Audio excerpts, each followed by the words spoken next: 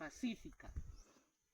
La placa pacífica es marina, la placa oceánica, la placa suramericana es continental.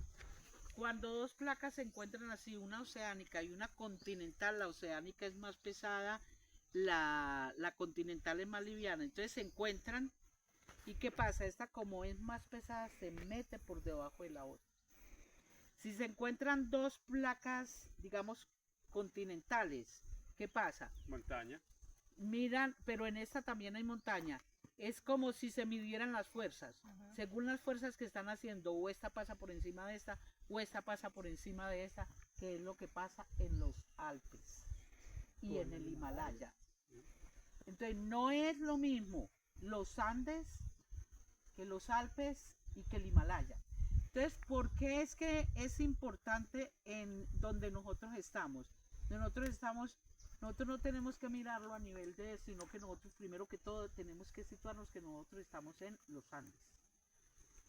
Toda la cadena que viene desde la punta de Chile hasta Colombia, ¿sí?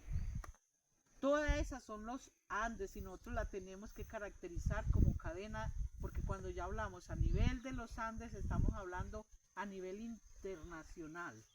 Entonces, volvemos y repetimos, es esta placa oceánica que se está metiendo por debajo de la placa continental. Cuando pasa eso, esta placa, yo lo digo así, suavecito, porque si no, sí, entonces esta placa se mete por debajo de esta llega hasta una profundidad en que se forma magma, en que esto empieza a calentarse, ¿sí? Y se forma magma. Le doy la palabra para que también hable otro geólogo.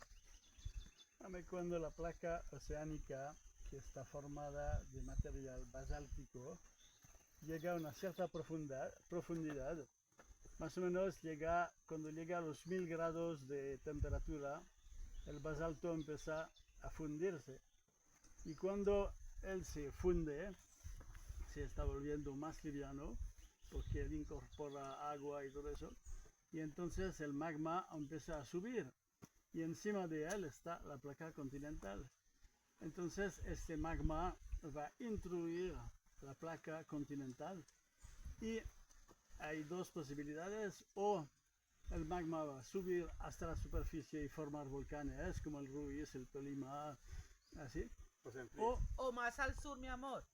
todos los que siguen en Ecuador, Perú, Chile, todo eso está lleno de volcanes porque es lo mismo. O el magma no llega a la superficie y se va a enfriar dentro del espesor de la corteza continental, la cual normalmente tiene como 30-35 kilómetros de espesor.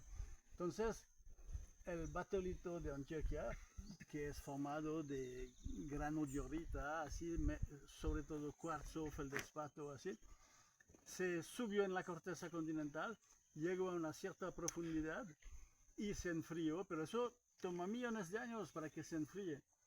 Y cuando se va enfriando, poco a poco se forman fracturas, y en esas fracturas circulan todavía fluidos, y estos fluidos contienen minerales, contienen cuarzo, pero también pueden contener oro, pueden contener plata, pueden contener varios minerales interesantes que recuperar. Y entonces, una vez que todo esto está frío, encima de esto todavía de pronto hay 5-10 kilómetros de otras rocas.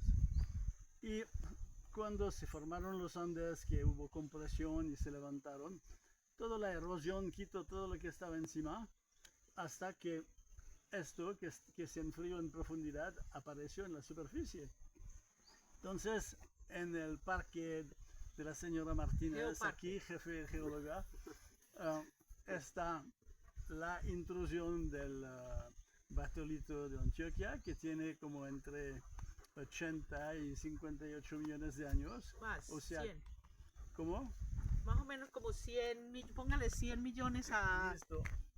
Entonces 100 a... Lo más reciente es un 65, pero después hablamos de eso. Ok, entonces del Cretáceo superior, pero estas rocas del batolito intruyeron rocas más antiguas. Y estas rocas más antiguas aparecen en los bordes del batolito, donde hay mármoles. El mármol es una caliza que ha sido recristalizada. Hay arcillas que han sido recristalizadas en esquistos. Hay areniscas que han sido recristalizadas en cuarcitas. Y O sea, entonces, primero eran areniscas o eran calizas y sufrieron un proceso, lo que nosotros en geología decimos, de metamorfismo. Estuvieron a unas condiciones de presión y de temperatura muy diferentes a las que se formaron. Entonces una caliza recristaliza y se forma un mármol. Pero nosotros los geólogos sabemos que una caliza se forma en el mar. Entonces si hoy vemos esos mármoles en otra parte que no sea el mar, sabemos que esas rocas han tenido mucha historia. ¿Sí?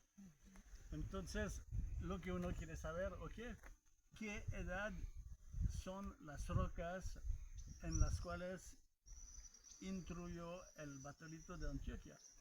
Entonces hay unas zonas donde hay esquistos, pero que eran arcillas y que han sido recristalizadas, pero todavía se encuentran pequeños fósiles que se llaman graptólitos, que son del Ordovícico, o sea, como 400 millones de años.